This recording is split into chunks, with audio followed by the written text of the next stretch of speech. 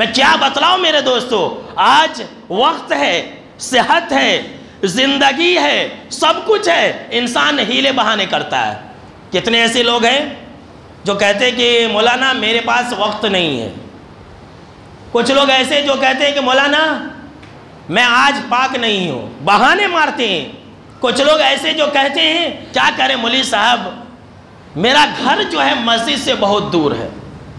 کوئی انسان یہ کہتا ہے کہ مولانا میرے پاس گاڑی نہیں ہے، ہیلے بہانے۔ کوئی انسان یہ کہتا ہے کہ مولانا بازار میں کوئی مسجد نہیں ہے اسی لیے میں نماز نہیں پڑھ پاتا ہوں۔ کوئی انسان یہ کہتا ہے کہ مولانا میں دکان میں اکیلا ہوں، میرے پاس کوئی گماشتہ نہیں ہے، کام کرنے والا نہیں ہے، اسی لیے میں نماز کو نہیں آ پاتا ہوں۔ طرح طرح کے ہیلے اور بہانے۔ سن لیجئے کہ قیامت کے دن حشر کے میدان میں کسی انسان کا کوئی بہانہ نہیں چلے گا۔ اللہ کہے گا کہ کیا میں تمہارے کو اتنی عمر نہیں دی تھی جس کے اندر ایک انسان سمجھ سکتا تھا؟ اور خود جناب محمد عربی صلی اللہ تعالیٰ علیہ وسلم نے یہ کہہ دیا ہے کہ جس انسان کو 60 سال مل گئی اللہ کے پاس اس کا کوئی بہانہ نہیں چلے گا۔ صحیح بخاری کی روایت ہے۔ ہمارے بہت سارے بوڑھے لوگ ہیں وہ بھی بہانہ مارتے رہتے ہیں، مولانا مجھے بار بار طہارت ہو جاتا ہے، مجھے نماز کی دعائیں یاد نہیں ہیں، مجھے سورے یاد نہیں ہیں۔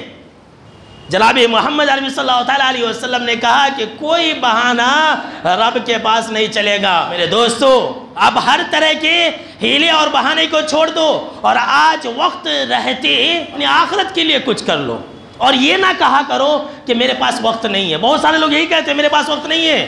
آپ وقت کو جتنا استعمال کریں گے اتنا ہی آپ کے لیے برکت ہوگی، اور جتنا ہی آپ چھوڑ دیں گے اتنا ہی اللہ رب العالمین آپ کے لیے وقت سے برکت کو چھین لے گا۔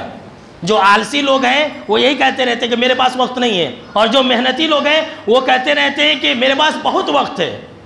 ایک شاعر کہتا ہے کہ وقت میں تنگی و فراخی دونوں ہیں جیسے ربڑ، کھینچنے سے بڑھتی ہے اور چھوڑنے سے جاتی ہے سکڑ۔ آپ جیسے ربڑ کو کھینچیں گے بڑھے گی، اور اگر چھوڑ دیں گے تو سکڑ جائے گی۔ اسی طرح سے وقت ہے، اگر آپ استعمال کریں گے تو آپ کے لیے وقت میں برکت رہے گی، اور اگر استعمال نہیں کریں گے تو آپ کے لیے وقت سے برکت کھینچ لی جائے گی۔